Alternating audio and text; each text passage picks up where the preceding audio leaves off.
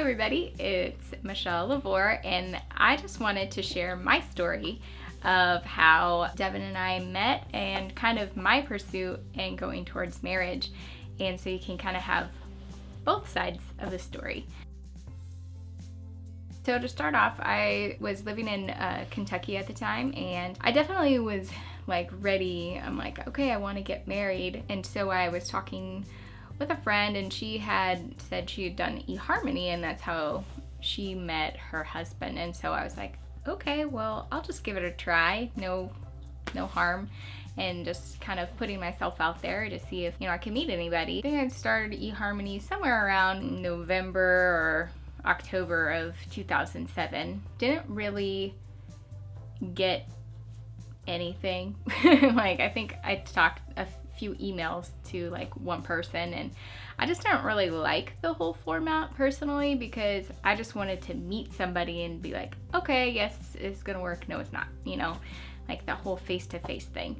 And so my little 3-month membership expired, and I was like, okay, well, I guess that was that. And but in January, right at the beginning of the year, I was at church and there was a message, and the pastor was talking about impossible dreams, and he wanted everybody to come up with an impossible dream that they wanted God to fulfill that year. So it was January of 2008, and I went home that night and I was just thinking, like, what is the impossible dream that I really want God to do in my life? And for me, that was to get married. And it really, truly was like, okay, this is going to be impossible. So if God does it, wow, this is like a miracle. I mean, I wasn't dating anybody. I didn't have any prospects. So it was like, okay, God, but this is what I really, really want. So that's what I'm asking you for. So then I got on to, I heard about Match.com. I had a few friends that were already on it. And so I was like, okay, well, let me give this one a try. And I was on Match.com for a little bit, went on a date, didn't go so well. So then after that, I was just kind of like, okay, this just isn't meant to be. And I just let my membership expire. And but with Match, your profile is still up, even if you aren't an active member. The months kept going, and by June, I was just like, okay, God, I don't necessarily have to get married this year, but maybe I could just meet my future husband. That would be great, because, it was June. It's not like, it's like, okay, wow. And in my mind, I had it, well, you have the stages where it's like, okay, you meet the person, you got to become friends, and then maybe you'll start dating, and then you've dated for like a year, and then maybe they'll ask you to marry them. It was just this really long process that had to happen. But by June 14th, I was, checking. I was actually at a Panera Bread, because that's the only place I could get internet. And I saw that, I got an email from some guy. And so I went back onto Match, and you can look at their profile, but if you want to see the email, you actually have to resubscribe. And so I was looking at this guy's profile, and I was just like, oh, he seems pretty cool. He was involved with, church activities, and seemed like he'd be a really nice guy. I kind of was like, do I want to pay? Because it was going to be $37.50. And that 50 cents is really important, just so y'all know. I went ahead and resubscribed, looked at the email, and I wrote Devin back, and then he pretty much responded right away and was like, hey, well, maybe we can just, we can call, just, can I have your phone number? I was like, sure. So he called me on Sunday, and it was kind of funny because when I answered the phone, his voice was definitely different than what I thought it would be. I thought it would have been lower, I guess. I don't know. It was just kind of funny. But I was like, but he seems really cute and nice. So we made we made the date to be that Monday right after work at 6 o'clock at Panera Bread.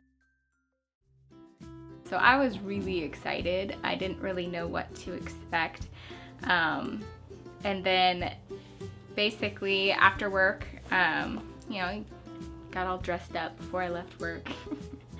And because at the time I was working with babies, so I didn't want puke all over me, you know, and all that stuff. So then I drove over to Panera, and I'm coming into the parking lot and I see this really ugly black truck, and for some reason I was just like, that's his truck.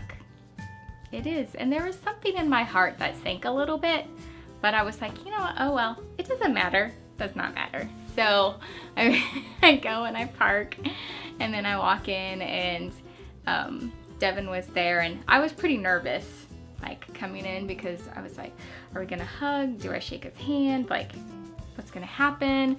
And so he got up and just gave me a hug right away, and I was just like, oh, okay, this made me so much more comfortable.